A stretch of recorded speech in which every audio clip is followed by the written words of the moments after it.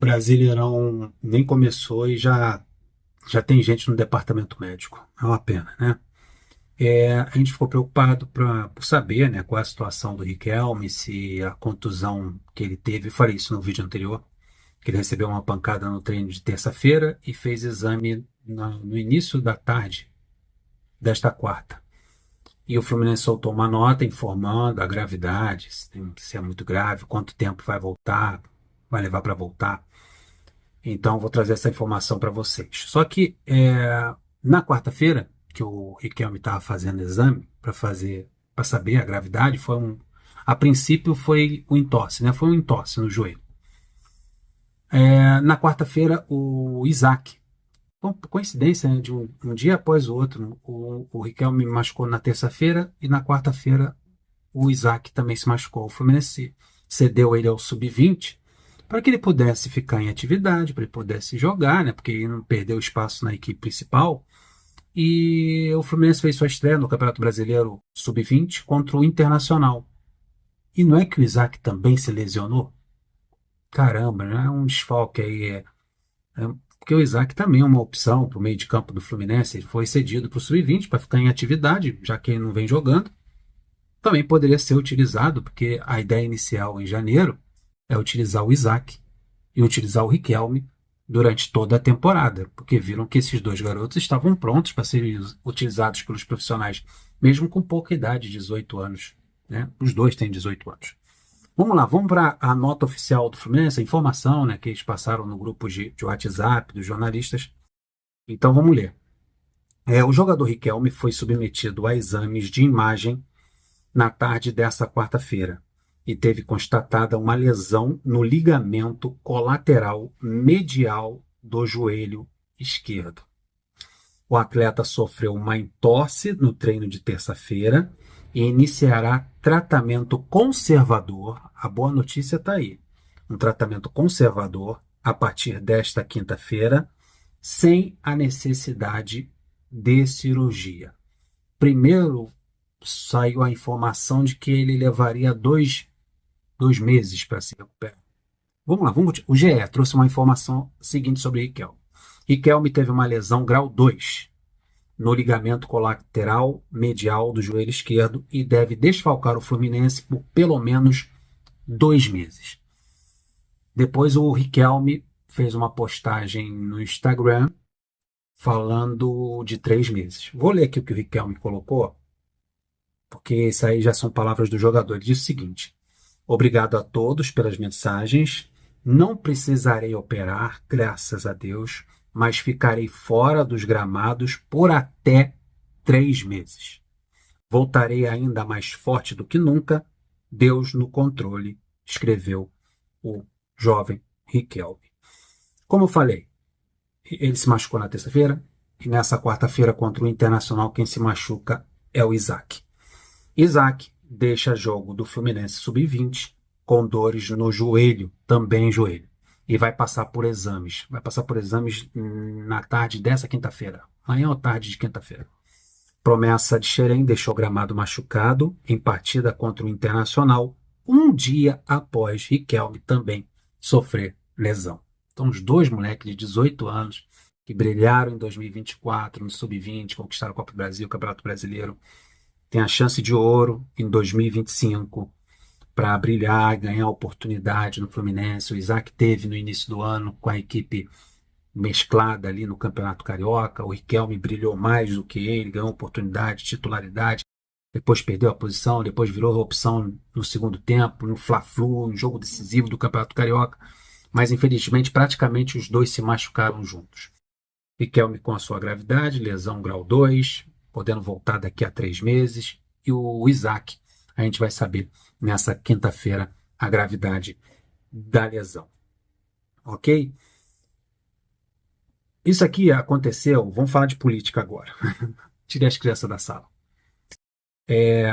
Um grupo político que dá sustentação ao Mário Bittencourt nas duas últimas eleições, que é o grupo político Tricolor de Coração. Essa notícia saiu na quarta-feira, no primeiro Fla-Flu, jogo de ida, no Maracanã, que o mando era do Fluminense. Foi entregue panfletos para os torcedores do Fluminense nas arquibancadas ou no acesso à arquibancada desse grupo político. A estranheza, a coisa, o negócio é o seguinte, o negócio não expandiu, não foi, teve uma repercussão, porque teve jogo de ida na quarta-feira e tinha um jogo da volta no domingo. Então a galera, a mídia, os influenciadores, a torcida focou no Fla-Flu para não dizer depois, tá tumultuando o ambiente. Né? Não é isso, mas tem um momento certo do negócio vir à baila, para a gente entender o que está acontecendo. E agora é o momento. Esse grupo político, pela estranheza, se está se posicionando contra a SAF e contra o posicionamento do Mário Bittencourt na implantação dessa SAF, falando que o Mário não está sendo transparente no processo, reclamando de todo o processo da SAF, se posicionaram contra, deixando cada vez mais difícil uma aprovação da SAF no Conselho Deliberativo. Não passando pelo Conselho Deliberativo, não chega nem em nós, torcedores, que somos sócios do clube. Se não for aprovado pelo Conselho Deliberativo, a coisa não avança. Então é provável que nem vá à votação. E principalmente que é um grupo que dá sustentação à administração Mário Bittencourt. Racharam, brigaram.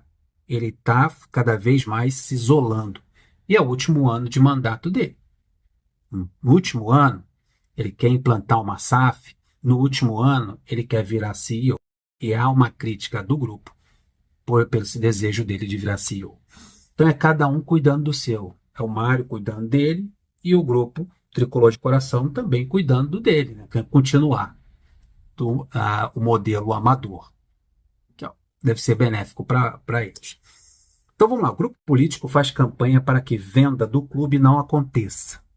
Saiu no Globo aqui do Rio de Janeiro. O grupo político Tricolor de Coração, que era alinhado ao presidente Mário Bittencourt, engrossou o movimento contrário à venda do Fluminense. Rompimento da relação seria em função da falta de transparência sobre a SAF. Eles fazem até uma crítica falando que a SAF está sendo decidida entre 3 pessoas. O Mário, o Montenegro, que deve ser o candidato do Mário para a próxima eleição, e o responsável pelas finanças do clube. Eu estou aqui com um panfleto, eu vou tentar ler para vocês o que está escrito nele, porque foi uma foto muito ruim que conseguiram. Vamos lá. Características importantes de uma SAF. Número 1. Ela é praticamente irreversível. 2. O Fluminense passa a ter um dono com poder absoluto, sem a possibilidade de interferência de um conselho ou dos sócios e torcedores. Esse é o grupo político Tricolor de Coração se posicionando no panfleto. 3. As metas são definidas pelo CEO da SAF, inclusive este podendo definir que o time de futebol não tem obrigação de disputar títulos. 4. Todas as dívidas permanecem com a associação, o Fluminense Futebol Clube. Daí bota aqui uma lei número 14.193, de 6 de agosto de 2021. 5. Eles pontuaram, né? 1, 2, 3, 4, 5. Na quinta e última, eles dizem o seguinte: a SAF pode vender um jogador importante em véspera de decisão, sem interferência nenhuma, apenas pensando nos objetivos financeiros.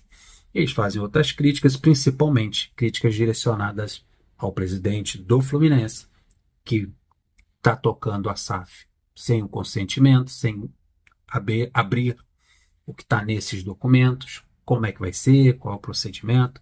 Já pelo outro lado, o Mário diz que no momento certo isso será aberto a todos, para conhecimento de todos, e depois que todos saberem, ficarem cientes do que está nos documentos, aí sim irá à votação. Então está nesse jogo de empurra, rachou, estão separados, não pertencem mais, têm o mesmo entendimento sobre determinado assunto, eles são completamente contra, não só eles, muitos torcedores são contra o Mário ser o CEO da SAF do Fluminense. Do outro lado tem o Mário tocando o barco, dizem que é com o André Esteves, com o Guilherme Paes, com o pessoal da BTG, está um rolo danado, provavelmente não deva passar no Conselho Deliberativo, ainda mais com racha político. O clube sabe como é. O meu medo é isso crescer de uma tal maneira que vire um Vasco. Aí fica, né, a SAF avance, aconteça, e daqui a pouco vão judicializar a SAF. É o que aconteceu com o Vasco. Minha preocupação é essa. E a gente fica nessa situação, um clube sem dinheiro, um clube cheio de dívida. A SAF pode ser uma alternativa interessante, mas para ser uma alternativa interessante, ela precisa ser transparente e precisa ser aprovada por todos e todos juntos, unidos, da melhor possível, da melhor maneira possível, que o clube saia ganhando e não perdendo com tudo isso. Acho que o Fluminense já perdeu muito. É hora de ganhar com relação à administração e na área financeira do clube. Deixe seu comentário, deixe seu like, se inscreva no canal. Tamo juntos. Flui!